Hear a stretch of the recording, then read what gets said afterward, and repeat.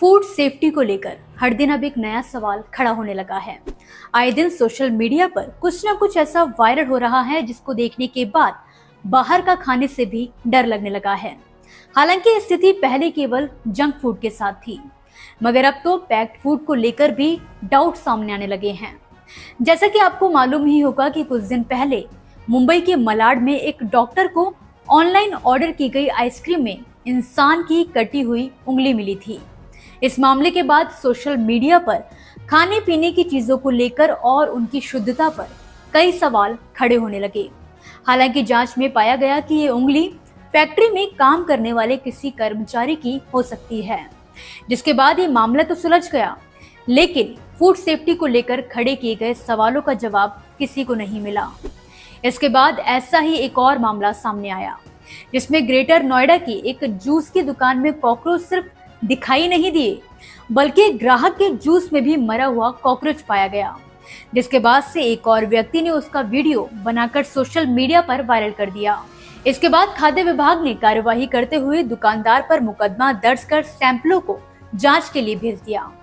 चलिए, ये तो फिर दुकान पर बनने वाले जूस की बात थी, लेकिन हद तो तब हो गई जब हर्षी जैसे नामी ब्रांड के चॉकलेट सिरप में मरा हुआ चूहा निकल आया। दरअसल प्रामेश श्रीधर नाम के एक व्यक्ति ने सोशल मीडिया पर वीडियो शेयर करते हुए लिखा कि हमने ज़ेप्टो से हर्षी का चॉकलेट सिरप मंगवाया था, जिसे ब्राउनी केक के साथ खाया जा सके।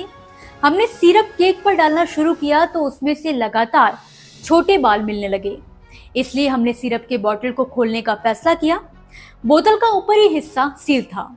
हमने उसे खोला और डिस्पोजेबल ग्लास में डाला तो उसमें से मरा हुआ चूहा निकला।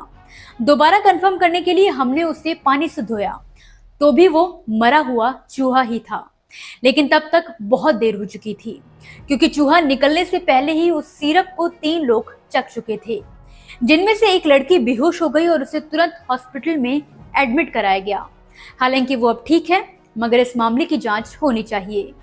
इस मामले के बाद हर्षी ने जवाब देते हुए खेद जताया और यूजर से प्रोडक्ट और मैन्युफैक्चरिंग कोड मांगा।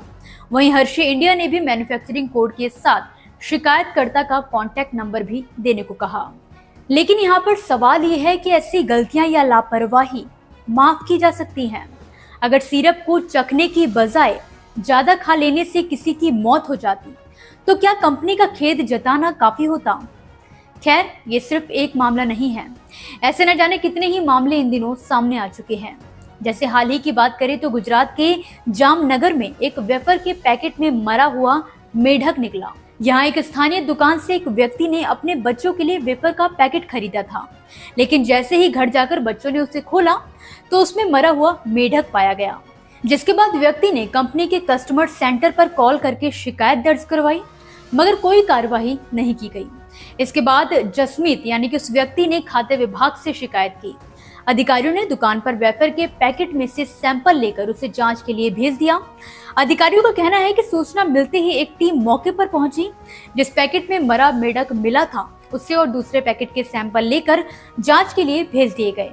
वहीं दूसरी ओर आरोप को लेकर बालाजी वेफर्स यानी कि आरोपित कंपनी की तरफ से बयान आया है कि हमारा प्लांट संपूर्ण ऑटोमेटिक है, कोई खराब आलू हो तो उसको भी दूर किया जाता है। ऐसे में कंपनी मेढक वाली बात स्वीकार नहीं कर सकती। हालांकि उन्होंने कहा है कि हम इस बारे में जांच करवाएंगे। हमारा उद्देश्य लोगों को हाइजीनिक चीज उपलब्ध करवाना है। तो दोस्तों, इन मामलों पर आपकी क्या राय है, हमें कमेंट बॉक्स में कमेंट करके जरूर बताएं। फिलहाल के लिए आप मुझे दीजिए इजाजत और देखते रहिए भारती का। नमस्कार।